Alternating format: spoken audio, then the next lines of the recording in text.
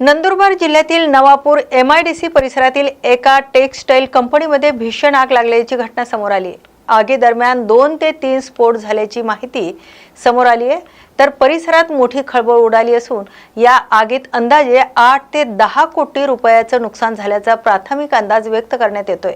Navapur MIDC मधील Shri नुंझा fashion private limited या कंपनीमध्ये अचानक आग लागल्यानंतर काही क्षणातच संपूर्ण परिसर धुराच्या लोटांनी व्यापला।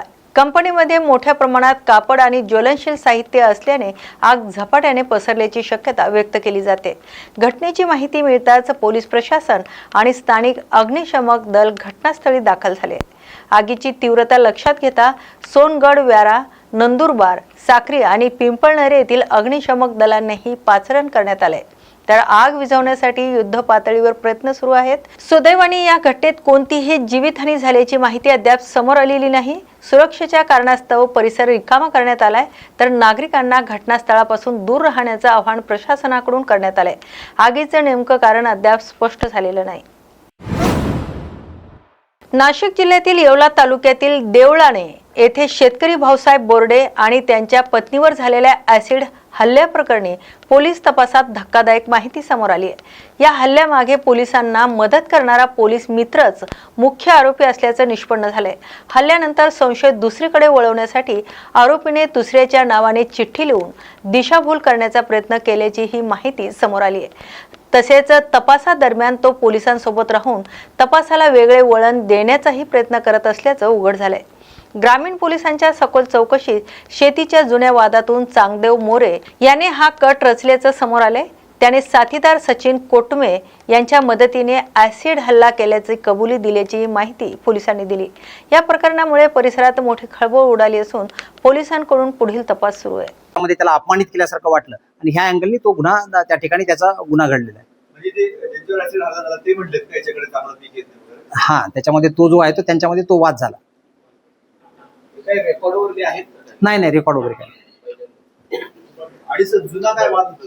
जुना वाद बांधावरून जो आहे, म्हणजे शेतीमध्ये जे आपल्याकडचे नेहमीचे जे वाद आहेत त्याच्यामध्ये शेतीचा जो वाद नेहमी असतो तो बांधाचा वाद असतो किंवा आणखी कुठला एखादा, पण त्याच्यामध्ये अशा प्रकारची कुठलीही तक्रार आपल्याकडे आलेली नाही, पण त्याच्यामध्ये आपापसात जी बाचाबाची आहे त्या कारणावरून हा गुन्हा घडलेला आहे।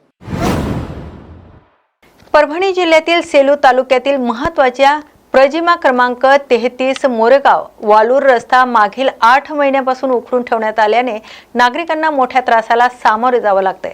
संबंधित कंत्राटदाराकडून काम संथ गतीने सुरू असल्याचा आरोप ग्रामस्थांनी केलाय। रस्त्याची दुरवस्था आणि अपूर्ण कामामुळे अपघातांचे प्रमाण वाढल्याच्या तक्रारी करण्यात आल्यात। केंद्रीय महामार्ग निधी 2024 ते 25 अंतर्गत मंजूर झालेल्या या 7.30 किलोमीटरच्या रस्त्याच्या कामाला जून 2025 मध्ये सुरुवात करण्यात आली होती। मात्र आजही रस्त्याचे काम अपूर्ण अवस्थेत असून अनेक ठिकाणी रस्ता उखडलेल्या स्थितीत आहे। त्यामुळे वाहनधारकांना वाहन चालवताना मोठा त्रास सहन करावा लागतोय, तर वाहने घसरून अपघात होत असल्याचं ग्रामस्थांचं म्हणणं आहे। दरम्यान 15 जून पासून शैक्षणिक वर्ष सुरू होत आहे, तर हातनूर, साळेगाव, खेरडा आणि रायपूर येथील विद्यार्थी वालूर, मोरेगाव आणि सेलू येथे शिक्षणासाठी ये-जा करतात।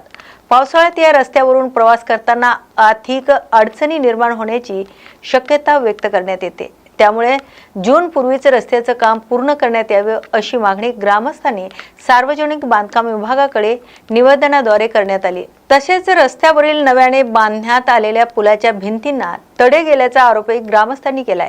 पूल वाहतुकीसाठी सुरू होण्यापूर्वीच भिंतींना तडे जात असतील तर कामाच्या गुणवत्तेबाबत प्रश्न निर्माण होत असल्याचं ग्रामस्थांचं म्हणणं आहे।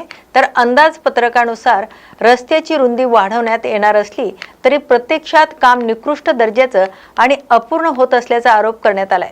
जर तातडीने काम पूर्ण करण्यात आले नाही तर 19 मे रोजी मोरगाव येथे रास्ता रोको आंदोलन करण्यात येईल असा इशारा ग्रामस्थांनी दिलाय। आजच्या महत्त्वाच्या बातमीपत्रात आपण येथेच थांबतोय। अशाच नव्या आणि ताज्या अपडेटसाठी पाहत राहा न्यूज मराठी 24/7। नवा भारत, नवा विचार।